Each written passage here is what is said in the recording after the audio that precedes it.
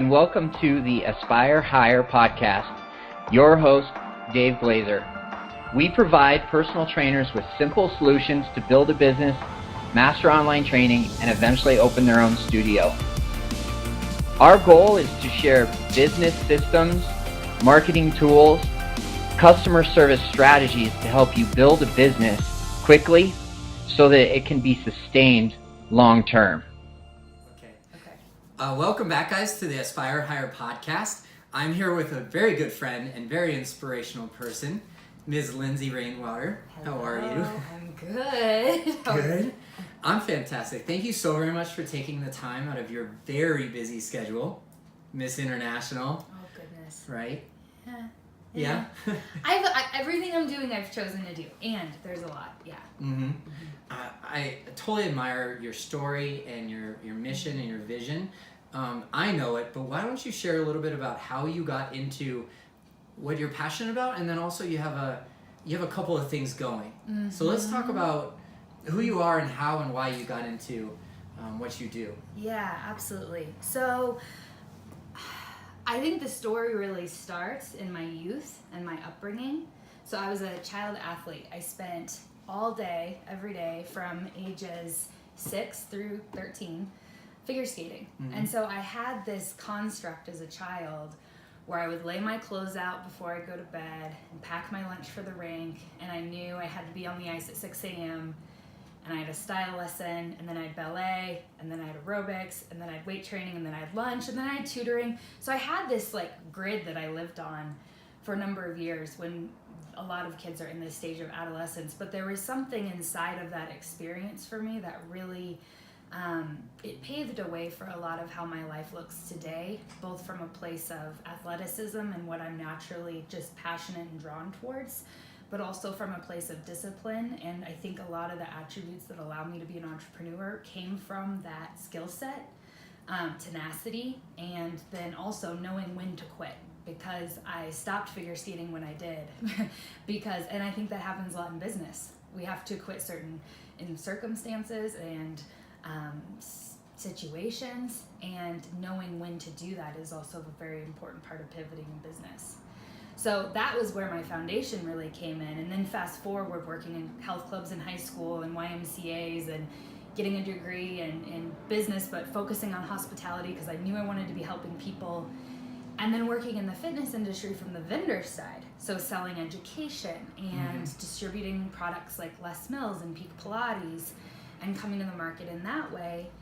And then realizing after I started my own business and started doing consulting work and working with companies and going into boardroom after boardroom and being the only woman in the room, going, so if I want to be mentored by a woman, where are they? And are they accessible? And so launching the association, the Women in Fitness Association, and really providing a place for women where they can come for career development, they can come for connectedness to mentors, and they can, whatever they've assigned as their career aspiration, to help them do that. So if they want to teach 5 classes a week or they want to run their company, let's help them do that and help 10x that by introductions and mentorship and networking and all the things that have helped me in my career. And then every day, my passion right now outside of WIFA, which is the Women in Fitness Association, I am an advisor and a coach. And so I work with women in group formats and individually on their own personal development and achieving their goals, but then also with organizations and helping them, advising them through strategy work and everything from, straight up SWOT analysis and vision work and where are we going, for people that are either pivoting or building that stuff out from the beginning, or looking at a sales strategy and saying, we have no strategy for business development other than getting in our car and knocking on doors. What could we be doing differently, and implementing a CRM and helping companies scale that out? So my experiences right now are pretty broad, and I have a young son at home, and it's really important for me to be traveling a little less these days, so I'm doing a lot more locally and remote. So that's a recap of all the things. Yeah, that's how we ended up here. Yep. Thank you so very much for sharing that story. That's phenomenal. Who is it that you find coming to you most often? through WIFA or consulting? We could talk about both, because I know that you're so dynamically diverse in both, but they have some crossover too. Like they both fulfill your purpose and your passion. So who comes to you for consulting, and who comes to you in WIFA? So inside the association, I have the privilege of getting to serve the board. So the way we've set it up is we have a board of directors that really help as the compass for the association, with myself as the CEO.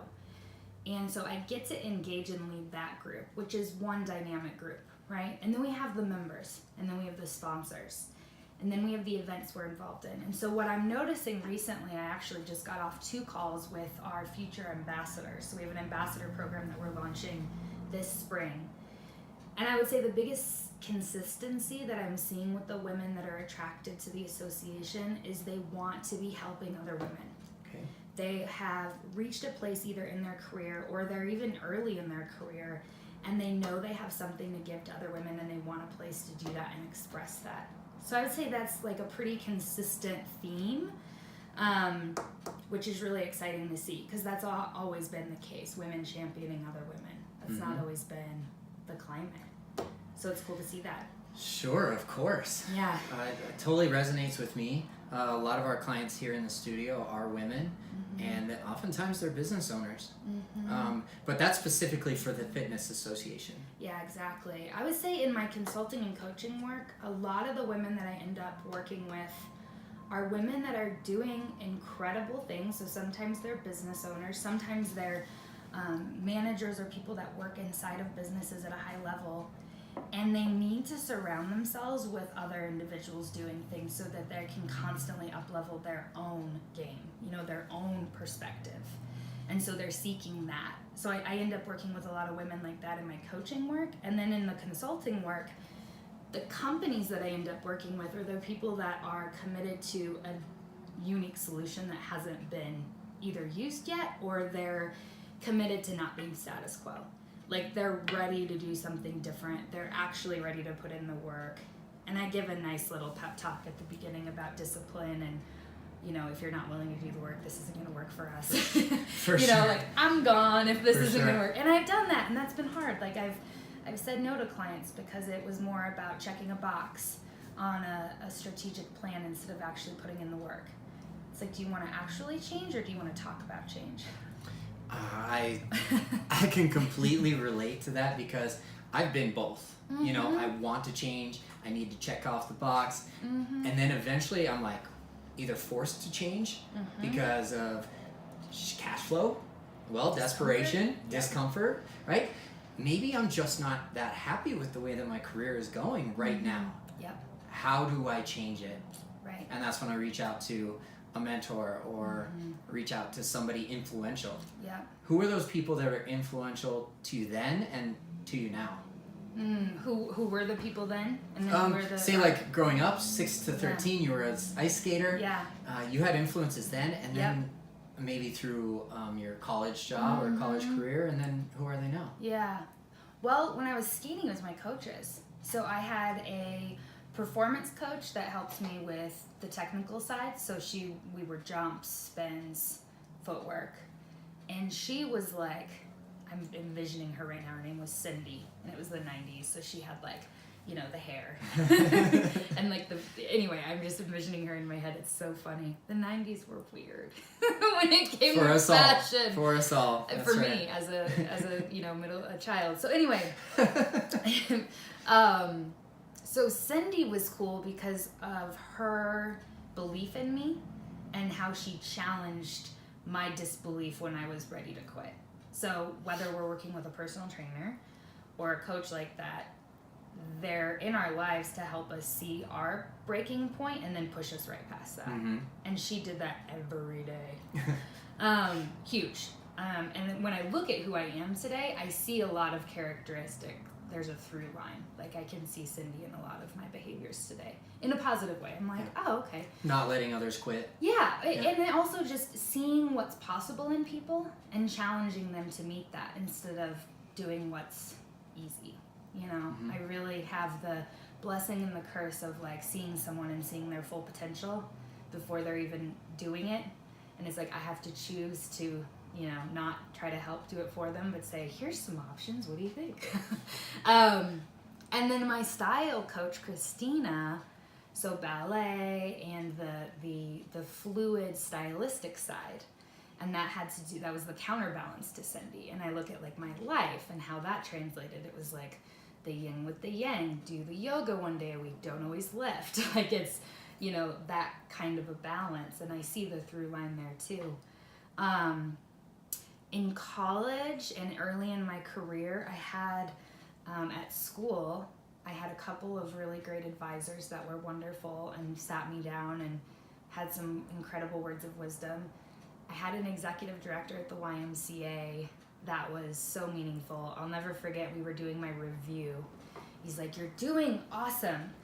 And this is not a sprint, it's a marathon. Mm-hmm. And I don't know hopefully not too many people have to repeat that to me, but I really max things out. And so it's nice to, you know, keep a reminder in the back of my head that even at 20 years old, I had someone saying to me, like, pace yourself. I have to remind myself of that still today. Right. Do you pass that along to your coaching clients? Yeah, I think in different formats. I think it looks more like, what are you saying yes to? What are you saying no to? All of that contributes to pace. All of that contributes to how full your plate is.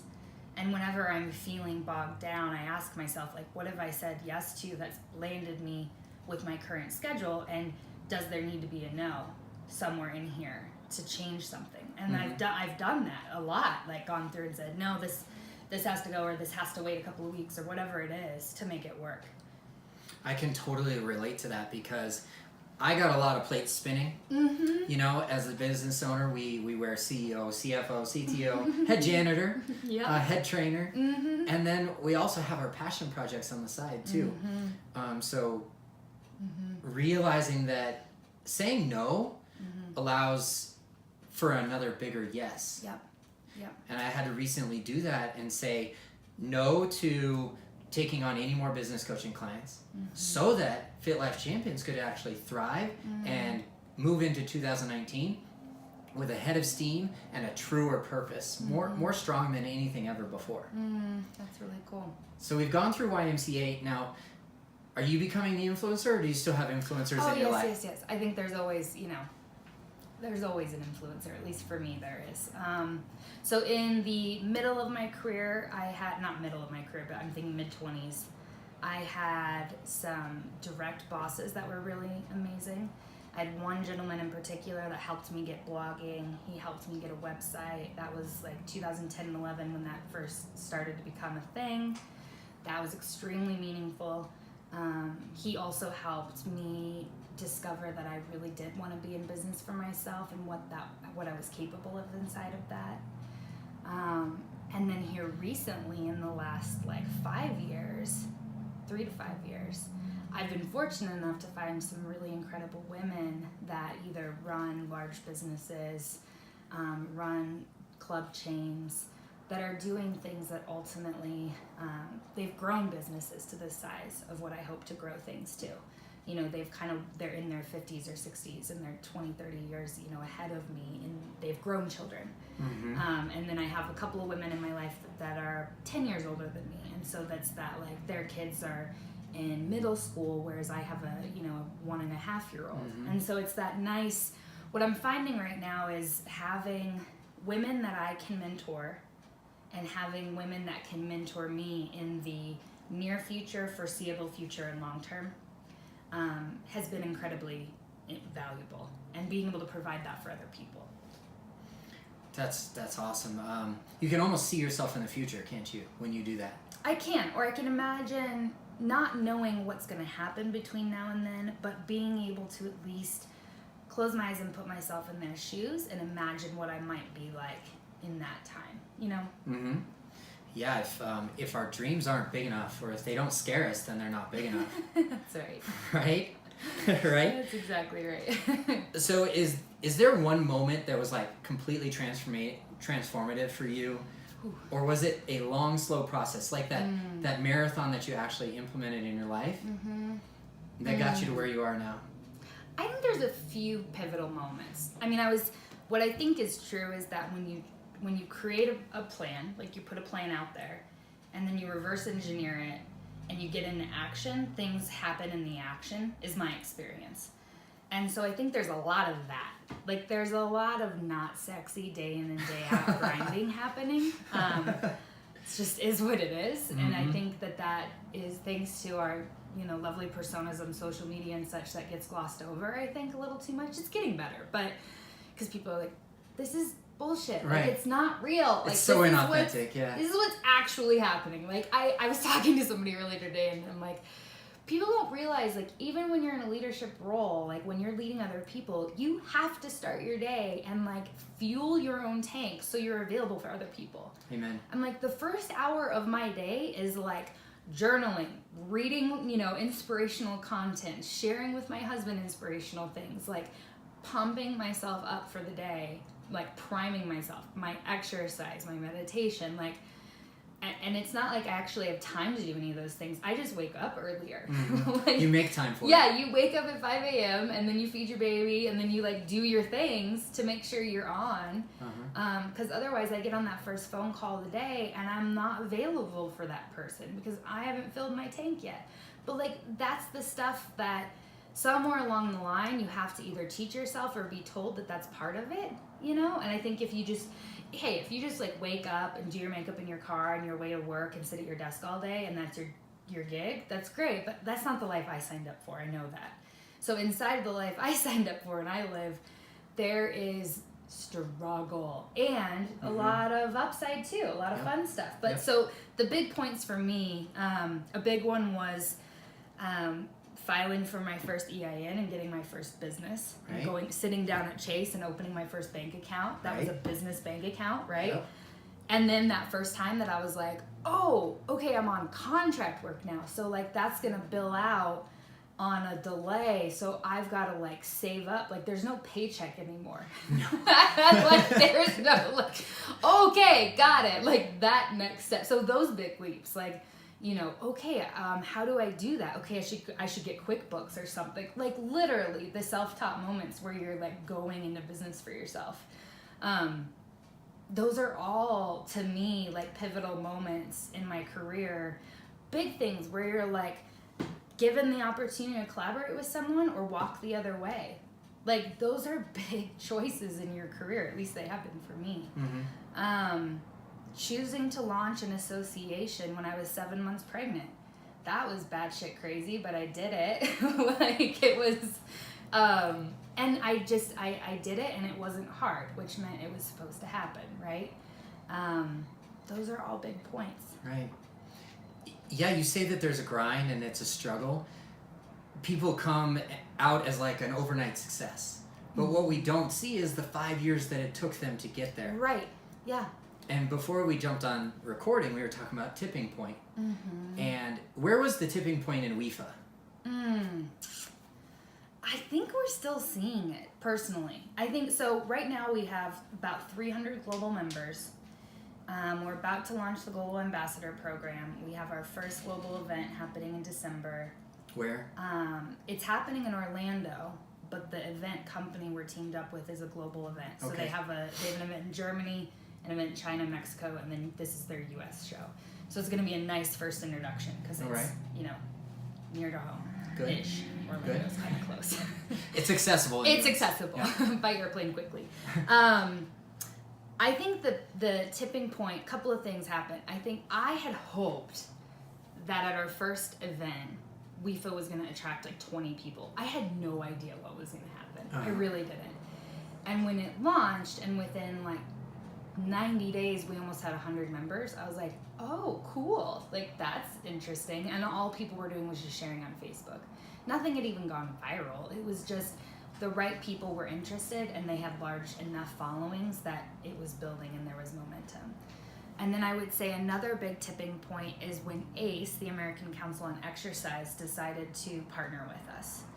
And their executive team and myself have been working on how can we really help change the climate for women in an extremely meaningful way.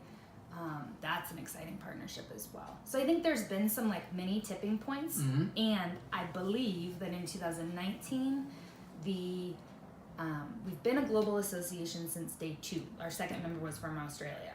And I think that the scale in which we're launching the ambassador program and doing more globally, we're going to see a nice big tipping point globally. Oh, that's incredible. So you got some credibility with ACE backing you, and in collaboration, that's my word of the year. Kind of why a podcast makes sense, is collaborating with people like yourself. If you had said yes to something that you should have said no to, maybe it would have prevented you from saying yes to that collaboration? I don't know. Maybe.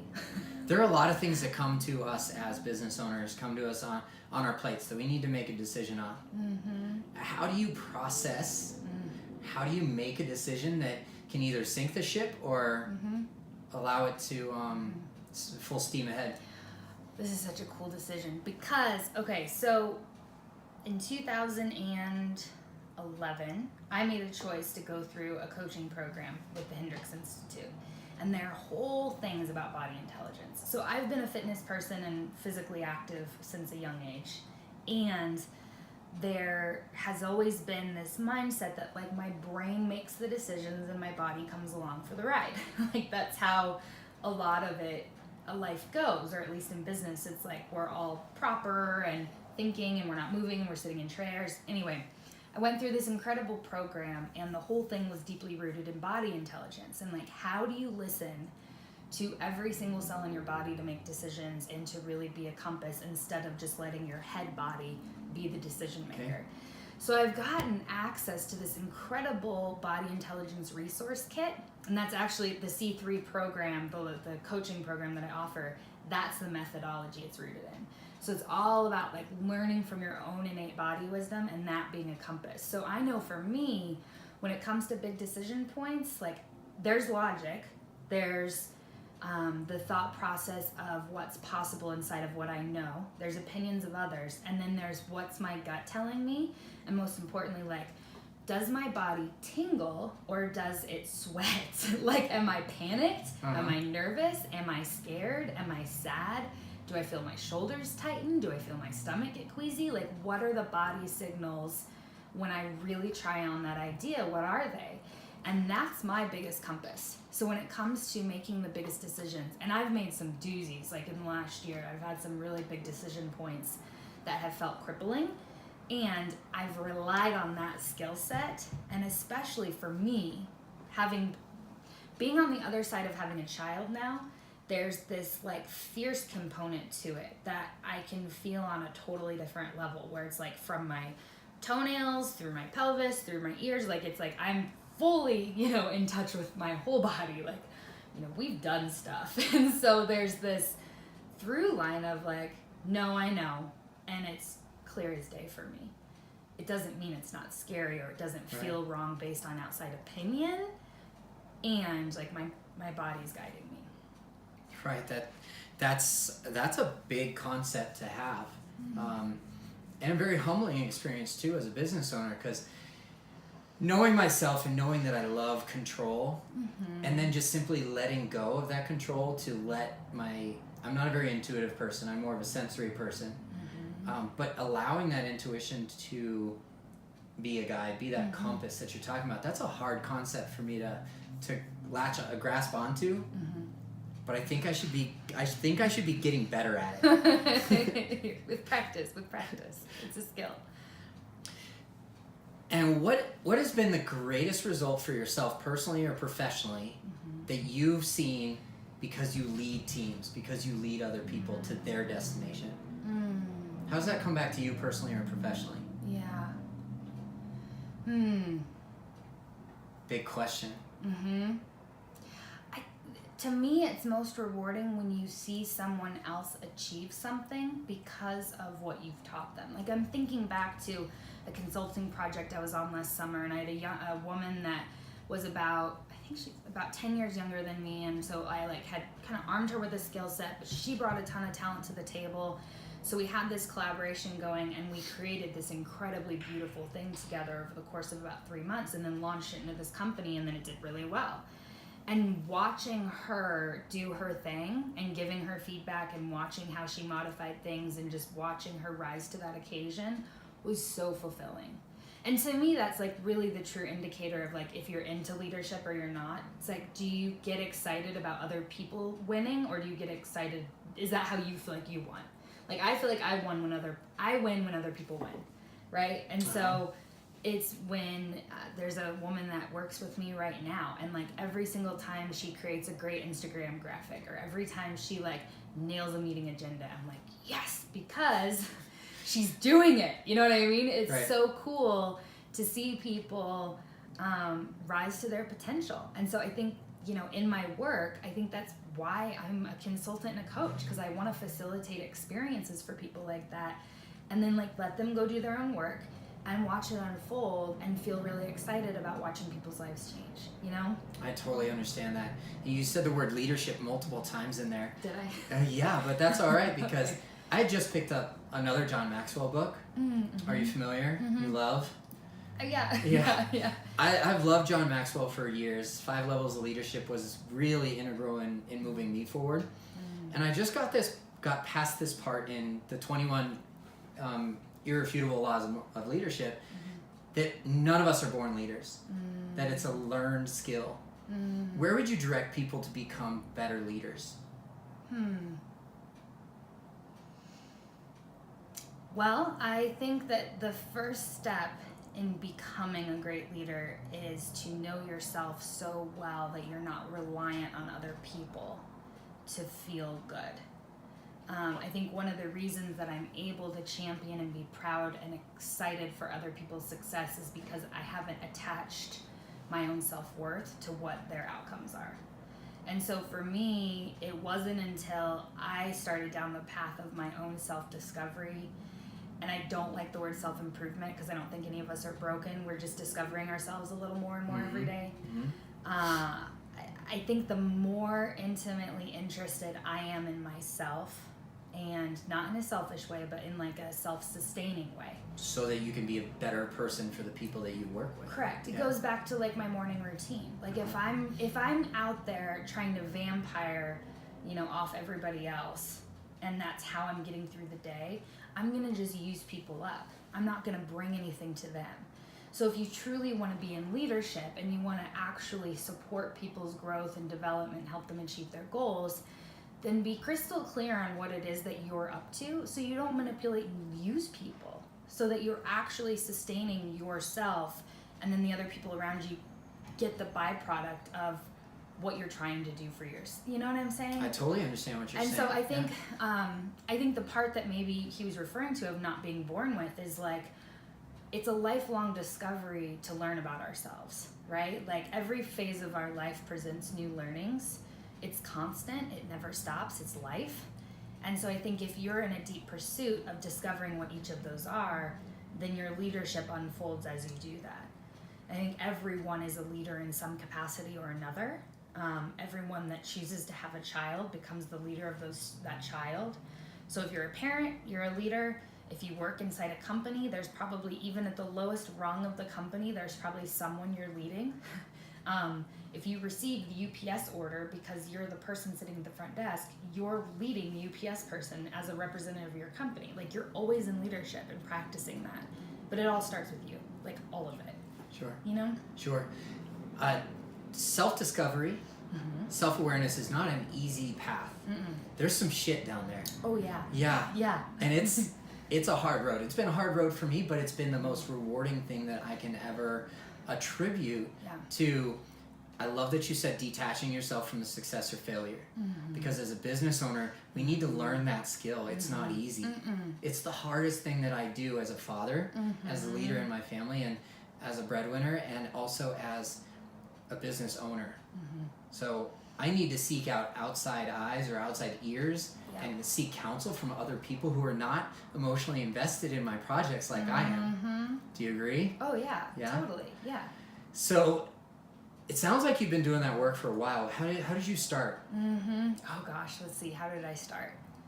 I'm trying to think when it started. So your Hendricks program. Yeah, Was that was part of not when it started. No. No. So I have always been a very inquisitive individual, like, you know, the whys, right? And I can remember I was 19 years old, and I was deeply interested from like a philosophy standpoint on like, why do we exist? Like, I actually just posted on my Instagram this morning that was like, I hate small talk. Like, I want to talk about like, did you see that? I love it. Oh my Yes, God, absolutely. I loved it. It's like, great. I want to talk about like death and atoms and, you know, like it's awesome because I'm like, exactly. Like, I don't want to talk about the weather. I want to talk about like, what's your purpose for being alive? Like, Right. let's just go there. What makes you cry? Yeah. Why are you crying? Yeah, exactly. When's the last time you cried and why were you crying? Yeah, that's what I want to talk about. Oh, samesies over here. Yeah, so, What did I sorry, just what say? was the question? What was How it? did you get started on self-discovery? Okay. So 19 years old, like deeply curious about life, right? And I even remember like when I stopped figure skating, my coach made me like qualify why I was stopping. So I like wrote a letter to her about all the things I was going to be in pursuit of with the time that I was giving up by no longer figure skating. Pretty intense activity for like a 13-year-old. But like that's self-discovery right there. I'm like, I want to play soccer, I want to be a cheerleader, I want to go to school. Like all of those things meant something to me. But I mean, there was a couple of pivotal moments. So my father was diagnosed with ALS when I was 24. And he lived with ALS for 7 years. And it just constantly, you know, it did what ALS does. It took his life. Yeah.